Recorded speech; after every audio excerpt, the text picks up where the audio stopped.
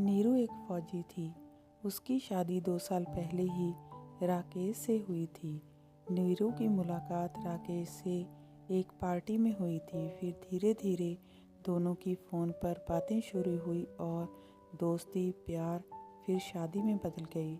नीरू फ़ौज में थी और अक्सर बॉर्डर पर ही तैनात रहती थी, इसलिए वो छुट्टियों में ही अपने घर रहने आती थी। पर पिछले 1 साल से वो अपने ससुराल नहीं जा पाई थी, सिर्फ अपने मायके में ही रहने आ जाती थी। राकेश: अरे नीरू, मैं तो खुद तुमसे मिलने के लिए बेताब हो रहा हूँ, पर क्या करूँ? माँ के साथ मौसी जी के घर जाना बहुत ज़रूरी है। सास: हेलो नीरू बेटा, कैसी हो? नीरू: मैं ठीक हूँ माँ जी, बस छुट्टियाँ हो गई हैं तो सोच रही हूँ इस बार आपके साथ रहूँगी। पिछली बार आप राकेश के साथ तीर्थ यात्रा पर चली गई थी, इसलिए मेरी सारी छुट्टियाँ माँ के घर पर ही बीती। सास: क्या करें बेटा, सरिता दीदी का बहुत भारी एक्सीडेंट हो गया था, हमें कुछ दिन वहीं रहना होगा, उनका हमारे सिवा कोई नहीं। तुम इस बार माँ के घर रह लो, फिर बीच में जब तुम्हारा दोबारा छुट्टियों में आओगी ना, तब हम मिलकर कहीं घूमने चलेंगे। नीरू: ठीक है माँ जी, मैं माँ के घर चली जाऊँगी। नीरू इस बार भी छुट्टियों में अपनी माँ के घर रहने आ जाती है। माँ: नीरू, पिछले 1 साल से तू अपने पति और सास से नहीं मिली, पता नहीं घबराहट होती है, सब ठीक तो है तेरे साथ? नीरू: माँ, तुम किस चिंता में पड़ गई? अभी कुछ देर पहले ही तो मेरी राकेश जी से और माँ जी से बात हुई है। वीडियो कॉलिंग की थी उन्होंने, वो मौसी जी के साथ हॉस्पिटल में थे, वहाँ नेटवर्क नहीं आते, इसलिए रोड पर आकर बात कर रहे थे। माँ: भगवान करे सब ठीक ही हो। नीरू: माँ, क्या बात है? रूपा आजकल दिखाई नहीं दे रही, उसके घर के बाहर भी ताला लगा हुआ है। माँ: कोई कह रहा था कि रूपा ने दिल्ली में किसी बड़े रईस से शादी कर ली है और उसके माता पिता भी यहाँ नहीं रहते, वो भी रूपा के साथ दिल्ली में रहते हैं।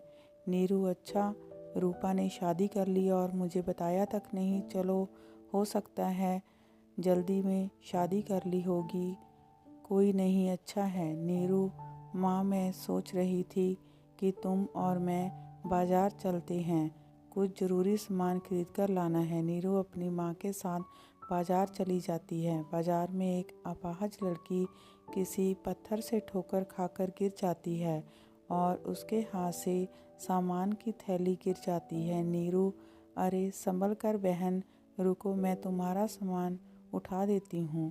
अपाहज लड़की: शुक्रिया बहन। नीरू: तुम्हारे पैर में तो चोट लग गई है, आओ मैं तुम्हें घर छोड़ देती हूँ। माँ: नीरू, तुम इस बच्ची को घर छोड़ कर आ, मैं घर चली जाती हूँ। नीरू: ठीक है माँ। रास्ते में अपाहज लड़की: आज के ज़माने में इतने भले लोग कहाँ मिलते हैं जो किसी की मदद करें। नीरू: मैं एक फ़ौजी हूँ, इसलिए मदद करना तो मेरा पहला धर्म है।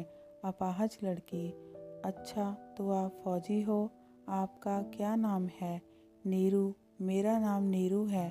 और तुम्हारा? अपाहज लड़की: मेरा नाम रेखा है, मेरा घर आ गया, अब मैं आपको अपनी माँ से मिलवाती हूँ। रेखा नीरू को अपनी माँ से मिलवाती है, वो भी नीरू से मिलकर बहुत खुश होती है। रेखा की माँ बहुत ही भले लोग हैं, माँ और बेटा दोनों ने मेरी रेखा को पसंद किया, लड़का तो इतना शरीफ है कि पूछो मत, और रेखा हमारी इकलौती औलाद है। इसके पापा और मैं चाहते हैं कि इसकी शादी धूमधाम से करें, हमारे पास भी पैसों की कोई कमी नहीं है, हमारे बाद सब कुछ हमारी रेखा का ही है। नीरू: सचमुच बहुत नेक दिल हैं वो लोग, फिर तो मैं तुम्हारे होने वाले पति की फ़ोटो देखना चाहूँगी। रेखा: यहाँ रुको, मैं अपनी सगाई की एल्बम लेकर आती हूँ। रेखा अपनी सगाई की एल्बम लेकर आती है। रेखा: ये है मेरे पति अशोक जी और ये मेरी सास। नीरू: राकेश तुम्हारा होने वाला पति? ये कैसे हो सकता है? ये अशोक नहीं, मेरे पति राकेश हैं। रेखा, क्या ये तुम क्या कह रही हो? नीरू, मैं सच कह रही हूँ। मेरा दिमाग कुछ काम नहीं कर रहा है, सब कुछ गड़बड़ है। मेरे ससुराल वाले मेरे से धोखा कर रहे हैं। मेरे होते हुए राकेश अशोक बनकर तुमसे दूसरी शादी कर रहे हैं। रेखा की माँ, बेटी, अब हम क्या करें? अगले हफ्ते रेखा की शादी है। रेखा के पिता, मैं तो कहता हूँ उन माँ बेटे को पुलिस के हवाले कर दो।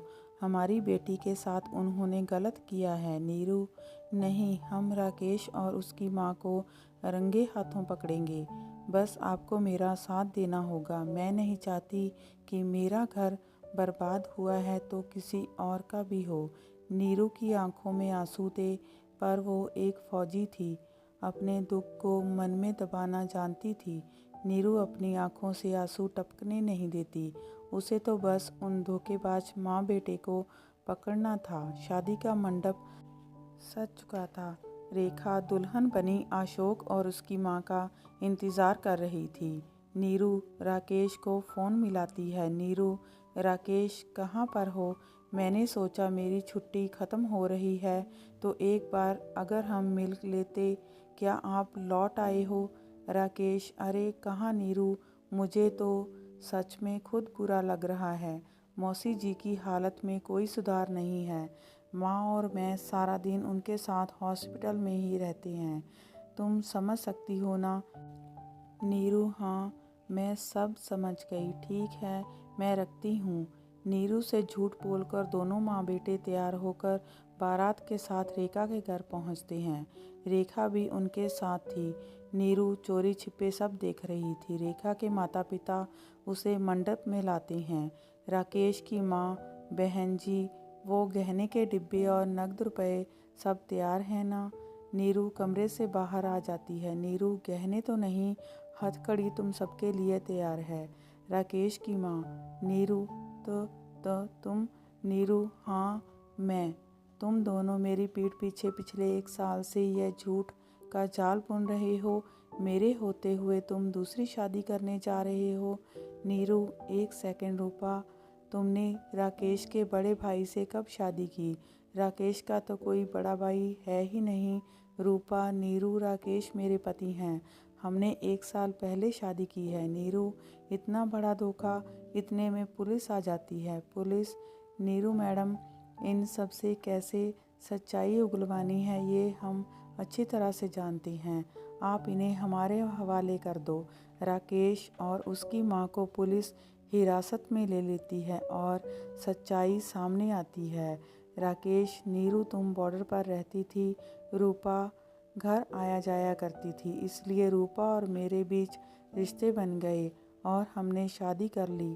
पर हमें अमीर बनना था, इसलिए हमने रेखा को फंसाया ताकि उसे मारकर हम उसकी सारी जायदाद लेकर यहाँ से फरार हो जाएं।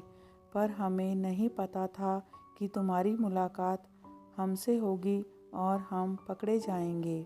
नीरू रूपा को कस के जोरदार चांटा लगाती है। उसकी अपनी सहेली ने ही उसके साथ धोखा किया था। पुलिस राकेश, उसकी माँ और रूपा को धोखाधड़ी करने के इल्ज़ाम में सज़ा सुनाती है।